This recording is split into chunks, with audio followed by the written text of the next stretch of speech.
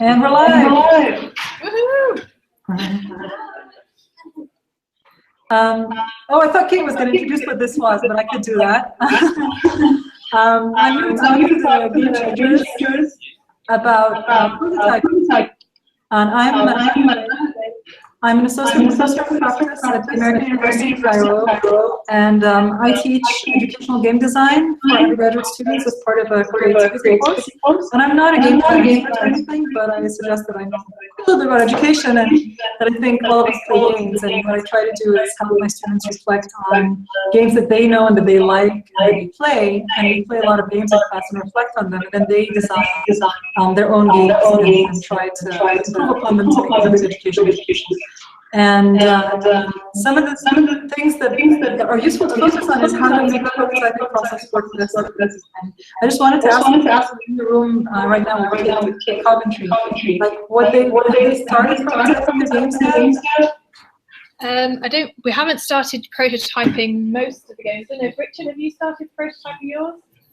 Yes, we haven't won yet. I think Esme is about to start prototyping hers. So I don't know about this.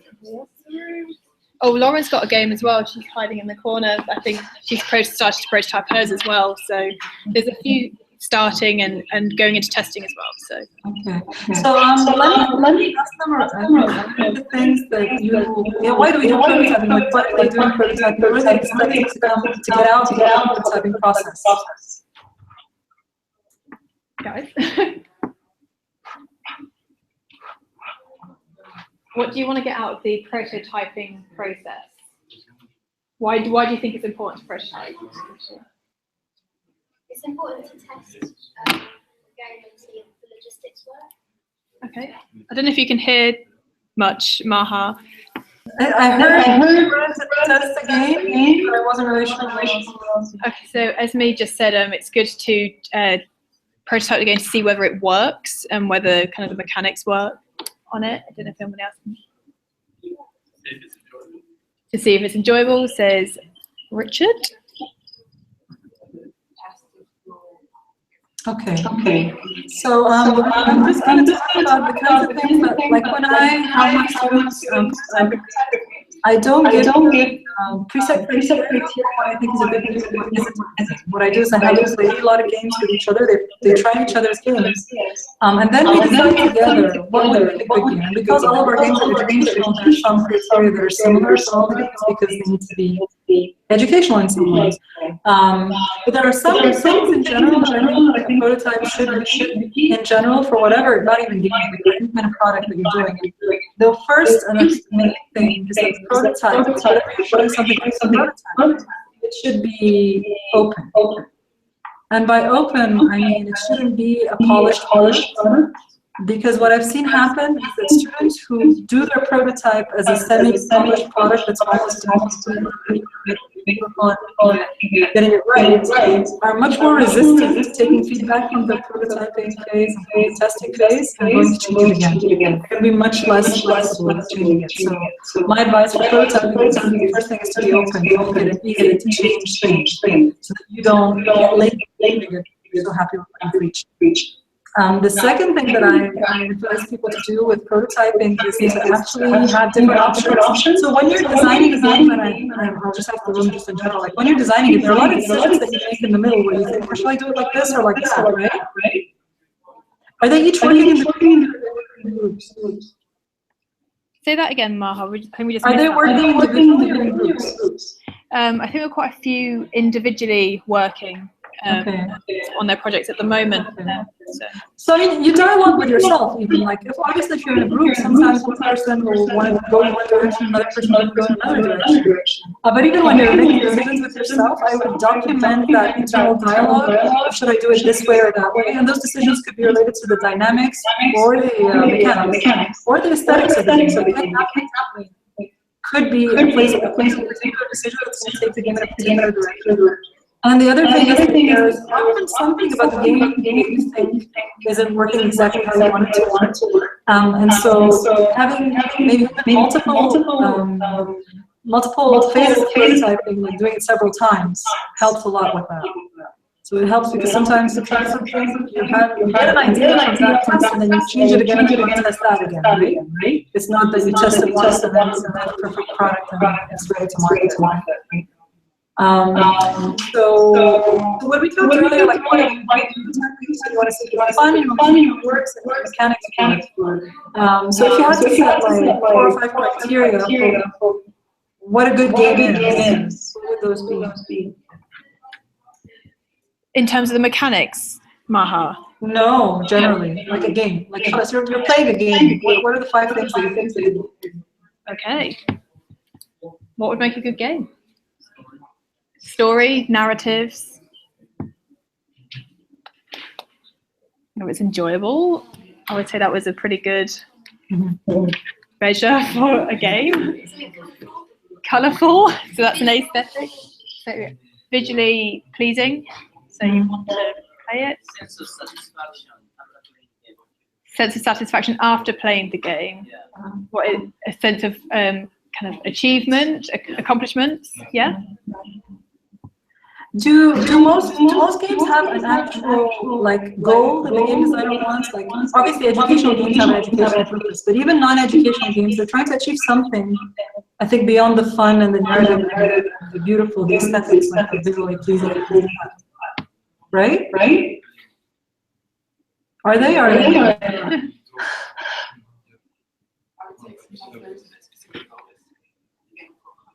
I mean, I think whatever you're trying to achieve with your game, because that game itself, did the player achieve that? So other than it being a game as in fun or whatever, did the game achieve its purpose, whatever that purpose might be? And how would you know that it's achieved that purpose? It's something that you would ask yourself. There might not be an end goal, but it might be a case that a game might make you think differently. Yes. Or so. That's a goal. Yeah, so it could be, I guess there is a goal. But yeah. I don't know if I might want to explain that a bit more. You probably have to come a bit closer to the computer, and you can have a bit of a dialogue about that. Lauren's into sort of making people think differently using things like cards, which aren't necessarily really a game, I guess. But yeah.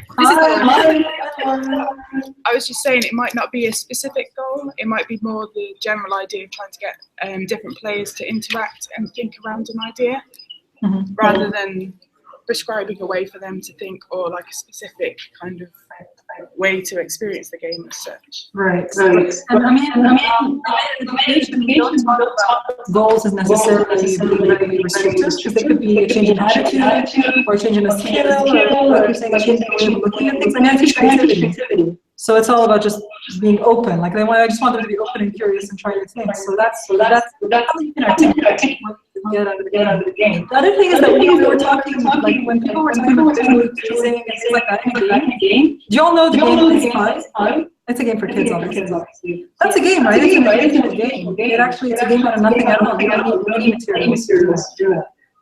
And so what makes that a game is something that's much more complicated. They're enjoyable in different ways to different audiences. And so I think the other thing about a prototype is, for example, if your game is meant to change a certain mindset, you want someone who doesn't have that mindset to test it for you, right? Rather than someone who's already there. And that's an important thing, because you don't always have access to that prototype. You need to explain to the person who's prototyping for you, this is a game for this interest, for that kind of purpose. So if they help you either put themselves in that person's place if they're not already a person, that's another thing that you might want to ask people to do. So I've seen professional game designers come in, and they would have in their mind 2 different versions of the game, and they'd sometimes 2 versions with different people, or they'd cheat the game as they were prototyping it. So they'd run it like 10 times in a row, and tweak it every time. So you're not going in with this is my game design, this is the only thing I'm going to test. Being flexible about what you're going to test if you want, if you get an idea doing. So going back to that, you have different questions in the beginning. When you're making choices between them, have both options available on your game if that's possible. have it like really rough, you can do that. Obviously, clear enough that someone can enjoy what it looks like as a picture, but not necessarily polished. And so the visually appealing part of a finished game won't, I think, necessarily be the case for a prototype. If you spend too much time, I think, on that aspect of it, you might feel reluctant to change it later if you get feedback to change it. Does that make sense? Yeah. Okay. Does anybody have other questions that you'd like to propose? Richard, do you want to come down, take the hot seat? Do you want any? Because Maha's a great person to bounce ideas off in terms of prototyping. Is Richard the one whose blog post you sent me a couple days ago? Yeah. So Richard's here. He's kind of hiding up in the corner. There he is. I'm sorry, I didn't reading it. I started. So did you want to, maybe you want to kind of come down and explain a bit more about your game and how you were looking at prototyping it, or? Don't go shy on me now. Here we go. I love the environment you guys are working in. Hello. Right. So my game is to teach people how to 3D model. So I've got basically the prototype at the moment is you have a person with 4 cameras around him, and you can change the camera because in 3D modeling you use 4 different camera points. Then you go to find a book, which the book has the 3D modeling tools into it. That's one thing I'm kind of going to ask you about is, do you think, I don't know how to they have a book which tells them all the tools, but do you think it should be different than a book? Well, I'm assuming that you're creating a game because you think you can explain it easier than a book, right? Yeah, for my dissertation, it's like to overcome the intimidation factor of a 3D modeling package. So one of the things it's an institutional page, right? Pardon? Like you want them to have a different attitude, to be more open to the idea of learning it, because the book looks intimidating. It's probably very complex. I haven't seen one before, but I'm assuming it's complex. Yeah. I'm also assuming that by playing your game, you're going to learn it by immersion, like by just experiencing it. Yeah. Is that right? So thinking that you. Okay, we've lost you, Maha, at the moment. Okay, that's not good.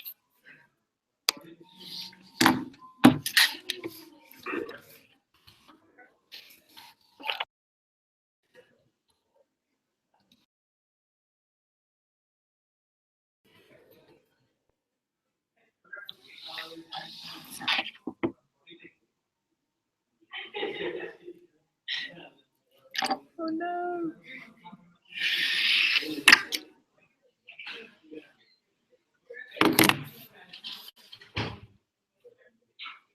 Okay, I hope you should just pop back in.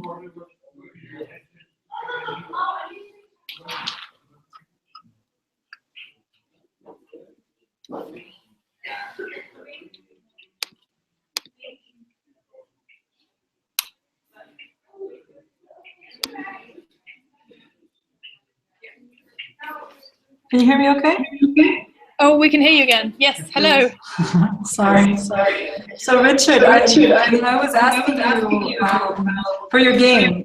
I'm assuming it sort of explains to them how to, like with those mirrors, with those cameras. It would show them things in 3D in a different way than the book would, which makes sense in itself. Does it also allow them to do some kind of modeling afterwards as part of the game? Yeah, throughout the game, so once you've got this book, it tells you the tools, but they only come available once you've done a challenge with the tool. So the first tool would be like move the objects, and then they get to like a bookshelf where they have to use the move tool to move the bookshelf. So then you learn tools throughout that, but one of the challenges is like you build a ladder, but the ladder's broken. So then you need to use the tools of the 3D modeling to build the ladder to go up the ladder. Right. I love that. What I'd be concerned about is, I really like it. I'm liking the way it unlocks different things as it progresses. Very is that how much variety do you have in terms of what they can choose to do, so that it's closer to not being too restricted to the game. Do you understand what I mean? Like sometimes, I'll give you a very simple example. Puzzles that are made on iPads for children, the puzzle pieces are usually the right way up all the time. Yeah. And that doesn't really make a real puzzle where the aren't always the right way.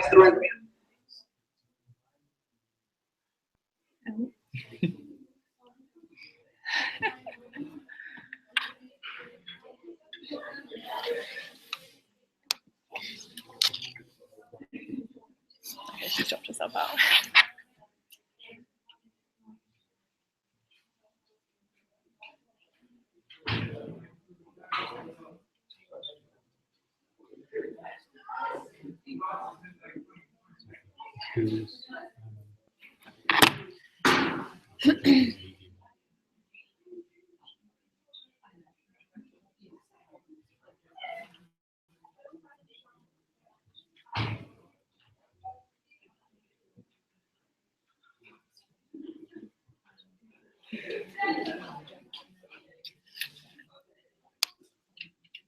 Okay.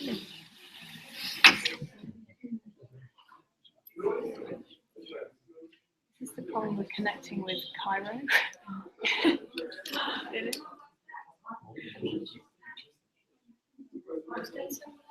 I know.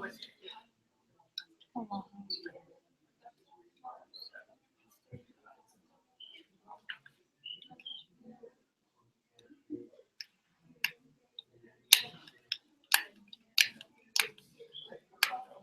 Okay.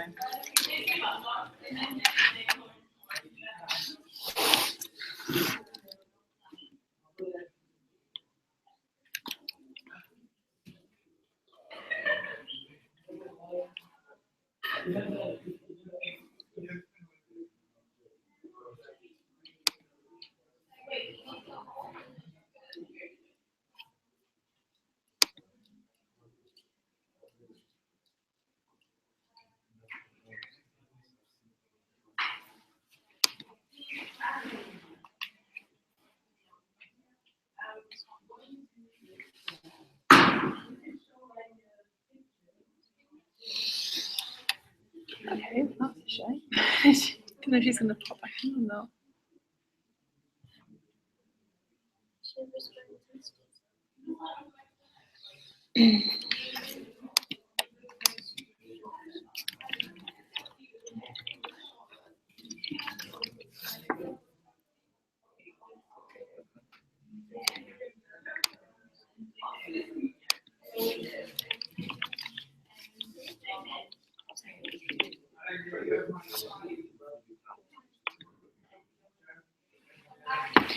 I guess what Marha was talking about was really thinking about your end user and making sure that we identify who it is that we want to play our games at the end when they are kind of fully completed. So when it comes to prototyping and testing, we need to really use the end user as the testers, because otherwise, if say I was making a game for undergraduate students and I gave it to my colleagues, that wouldn't be very good advice for what they think would constitute a good game, because they're the wrong demographic, for example.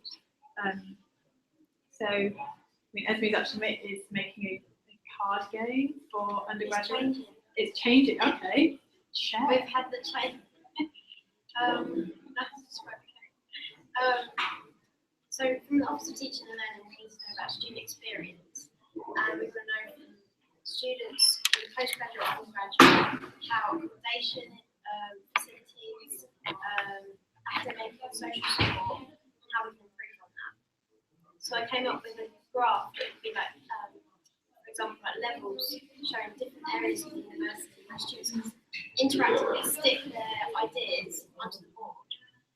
But that's not going to change. And it might even for something we can reuse for future purposes as well. It just needs to be something that can be really adaptable for questions.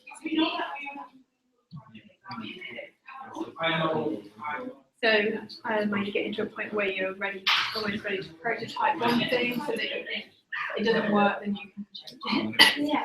Once the design is confirmed at the moment, not only the prototype design, then we're going to take it further and see if students will interact with it.